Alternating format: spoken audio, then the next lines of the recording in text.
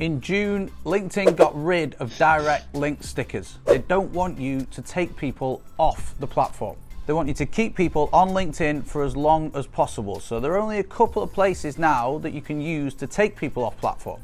Of course, you can put links in your posts or in your comments, and you have a link on your profile as well. But the most underrated thing is having a fully stacked featured section. It's the best and the easiest way to take people off platform and convert them in some way. The best thing about your featured section is it's always on. People can use it and view it and click it day or night. So why not let it do some of the heavy lifting for you? So we want to make sure we've got some exciting things featured in the featured. And you can put loads of things in your featured section. Posts, media, articles, images, external links. But in my opinion, external links are the best things to use. And bear in mind, you still have to drive traffic to your profile in the first place in order for people to be able to see your featured section. It's not just a case of putting them there and they'll get loads of clicks. You'll need to post content, connect with people, engage with them in order to drive that traffic to your profile in the first place. But I'm going to break down the 7 things I think you should have in your featured section and why. Number 1, client results. Firstly, stack that social proof. If you've helped someone achieve something, you want to show that off.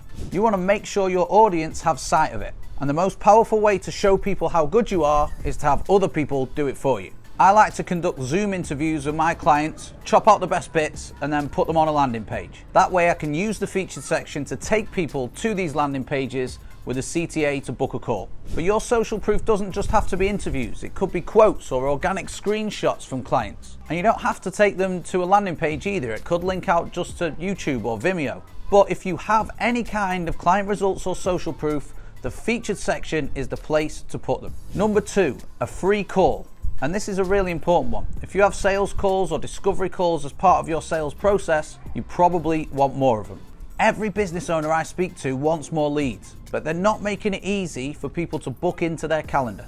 You need to actually let people know that speaking to you is an option. So sort out your calendar software and link directly to it from your featured section. We used to take people directly to Calendly, but now we've introduced a landing page just to put some friction in the process to make sure people have to jump through a few hoops. But if you're just starting out, taking someone directly to Calendly is the best way to go. So if you're not getting enough leads, drive people directly to your calendar software and make it easy as hell for them to book. Number 3, a lead magnet. Now this is an obvious one, but in my opinion, everyone should have a freebie of some kind. But don't do what everyone else does and create some crappy little 1-page PDF that took you 12 minutes to make in Canva. Think outside the box, give people more.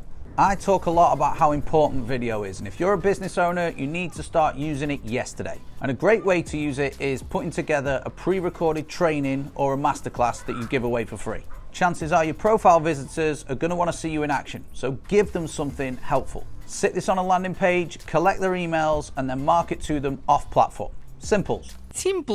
Number 4, your newsletter. If you have one, stick your newsletter sign-up link in your featured section. If you're collecting email addresses and not emailing people at least fortnightly, your list is dying. So get one started, because LinkedIn will not be hot forever. Keep people engaged outside the platform. Number 5, YouTube or a podcast. Now I appreciate not everyone's a YouTuber, not everyone's a podcast host, but let's play this one out. LinkedIn is a short form platform. Most people publish once a day or less, and that post can only be so long. There are limitations. You've not got a massive opportunity to convey lots of information in one sitting. And this is where longer form content comes into play. If I'm considering buying from someone purely based on the short form content, I want to find out more. So I'll hunt around for interviews, their website, videos, stuff like that. And if I find them on YouTube, I will be fully tuned in. I'll be listening. And that YouTube video could be 15 minutes long. So that person gets to brainwash me for a lot longer than they can on LinkedIn. And obviously, the more they can brainwash me, the more likely I am to buy something from them if it's of benefit. So if you have any longer form content that's relevant to your audience, make sure it's in your featured section so you can take people to it nice and easily. Number 6, upcoming events. And I forget to do this a lot, but if you have an event coming up of any kind, make sure people can book on by positioning it well and featuring it in the featured section. It could be a LinkedIn Live, could be an audio event, free masterclass, paid webinar. Let people know about it.